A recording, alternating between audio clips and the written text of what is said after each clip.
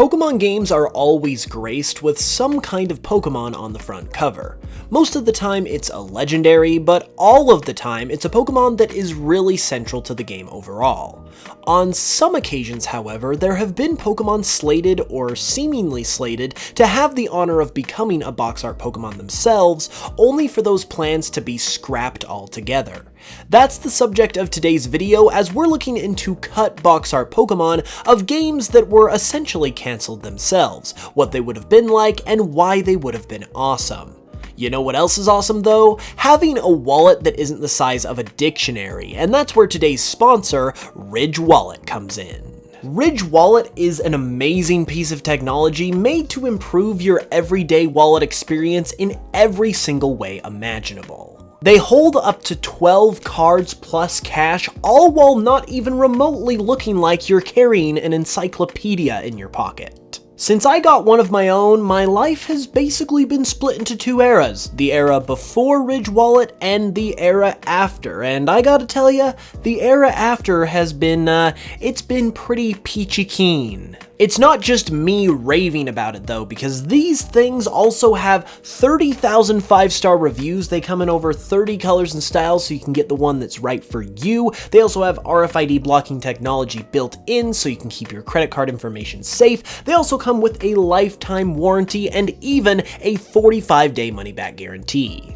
You can even get 10% off right now on your order with free worldwide shipping and returns by going to ridge.com/hoops and entering code HOOPS at checkout. Link for that will be in the description. Person to person, just me and you right here, this wallet has just been absolutely amazing since I've had it. I just love how convenient and streamlined everything is. I just love it so much, and I can absolutely personally recommend it to you guys. Thank you so much to Ridge for sponsoring the channel as well. Their support really helps me to keep making videos just like this for all you guys, so be sure to show them some love and check them out with the link in the description.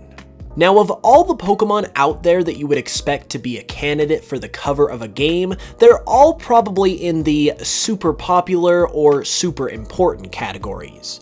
Well, this first Pokemon is basically the exact opposite of both of those, because that Pokemon is Psyduck. Instead of getting Let's Go Eevee, we were pretty close to getting a Let's Go Psyduck game, according to Junichi Masuda. This was likely considered because Psyduck is one of Masuda's favorite Pokemon, but possibly also because these games are remakes of Pokemon Yellow, which is based on the anime, and while Pikachu is Ash's signature Pokemon, Psyduck is one of Misty's, so it lines up that way too. The game itself, compared to Let's Go Eevee, obviously wouldn't have played much differently, but it would have been pretty hilarious for a Pokemon as derpy as Psyduck to follow you around all the time and be the big bad ace of your team. Ultimately, however, according to Masuda, Psyduck was not picked as the second box art Pokemon for these games because it was thought to be too similar in color to Pikachu, which from a branding standpoint is understandable, but even still, it's crazy to think how close we were to Let's Go Psyduck actually being a real thing. There are more Kanto Pokemon than just Psyduck that were stripped of the box art honor though, because earlier this year it was revealed via a leak that a cancelled Pokemon Pink version existed at one time, that seemed to be planned to release alongside Pokemon Yellow.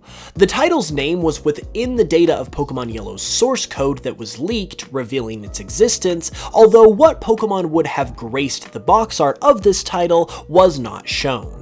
However, given the name Pokemon Pink, it's almost certain that the box art Pokemon would have been either Clefairy or Jigglypuff. This is because A, they're both pink, but also because in Clefairy's case, it was originally going to be the mascot of the franchise, so giving it at least one game of its own makes a lot of sense.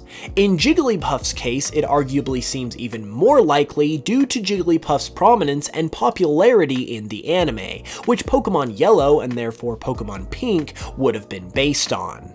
Having either Jigglypuff or Clefairy as a bona fide starter Pokemon could have been a big shakeup to Pokemon as we know it today, but in the end, it was probably decided that they didn't need two enhanced versions of Pokemon Red and Blue, plus a game called Pokemon Pink could have been a hard sell to all the boys who were playing the games at the time. So while it would have been an interesting reality, I think it arguably makes for an even more interesting bit of history. One game and box art that was cancelled and not cancelled at the exact same time was Venusaur and Pokemon Green. While one of the original Pokemon games that were released in Japan, it was never released worldwide, and even though it's the exact same as Red and Blue, minus some nightmarish sprites that were improved upon in the international release, it's always had a curious mystique about it. It for sure would have been cool to see a release in the West, but the reason it wasn't are several in number. First, the Western Red and Blue versions are based on Japan's version of Pokemon Blue, which was an improved version of Red and Green. It only makes sense at that point to have Blue be one of the versions released internationally, and between Red and Green, well, Red has Charizard, and it was likely thought that Charizard would be a little more appealing than Venusaur. It was also recently mentioned by Pokemon historian Dr. Lava via some localization research he did that the colors of the games themselves also played a factor, as for instance Red and Blue were thought to align better with the USA and our national colors of red, white, and blue. Ultimately, while Pokemon Green wasn't a full-on cancellation like some of these other box arts and games, it still has an interesting and unique story of its own to tell, and one of the more interesting ones from the early days of Pokemon. Another box art Pokemon that never saw the light of day is Kyurem, or at least the base form of Kyurem for the fabled Pokemon Gray version. Pokemon Gray, following Pokemon Black and White, wasn't just something that was thought to be coming by the fans that didn't happen. It was actually essentially going to happen, at least at some point, before the change was made to go with Black and White too. Not only was the name Pokemon Gray actually trademarked, but Junichi Masuda even commented in an interview on why Pokemon Gray didn't happen, even mentioning it by name. Masuda said that Pokemon Gray, with a name that literally blends the colors of black and white, would conflict with the theme of opposing opposite ideals that the Gen 5 games carry, so the plan was made to go with a sequel instead. If Pokemon Gray had happened though, the focus would have still been on Kyurem most likely, but likely just the standard version, much in the way that usual third version games go, like Platinum, Emerald, etc. So in this case, it's actually much better most likely that this didn't happen, since the sequel that is Black and White 2 ended up much better than Gray likely could have ever been, but its existence and concept, and of course regular Kyurem as the title Pokemon, are immensely interesting regardless. Yet another Kanto Pokemon that was very possibly cut from the chance of becoming a box art Pokemon is Eevee.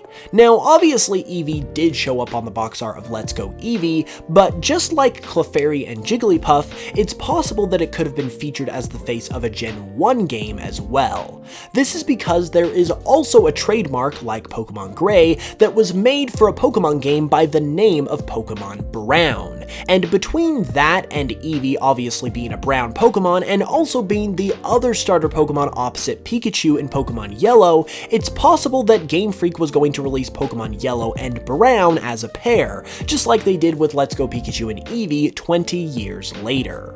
Other than the trademark though, there really isn't any evidence of this being a concrete thing, and sometimes trademarks are just made to cover all of Game Freak's bases and don't really have any intention of being made into games. So this one is a little more speculative, but it certainly could have been the case based on the circumstance, and maybe Let's Go Eevee is actually a cancelled game that was brought back to life all this time later without any of us truly knowing that that was even the case.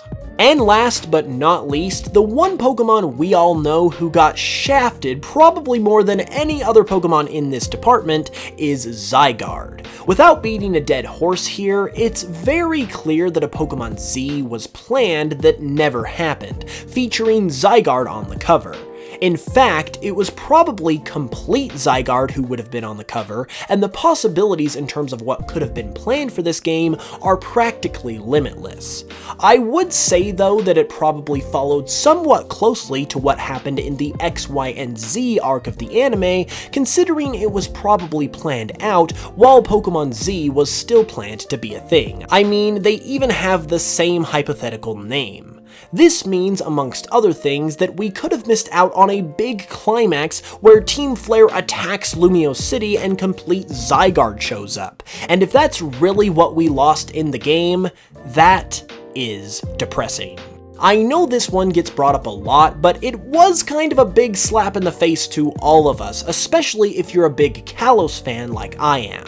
All in all, I think it's safe to say this one would have been amazing if it hadn't actually been cut. Well, there you have it everyone. Thank you so much for watching. If you enjoyed, please leave a like and a comment, and subscribe if you haven't already for more Pokemon content. Thank you once more to Ridge Wallet as well for sponsoring the video. Be sure to check them out with the link in the description because it really does support the channel tremendously. With that said, I'll see you all very soon with another video, and until then, as always, I will smell you guys later.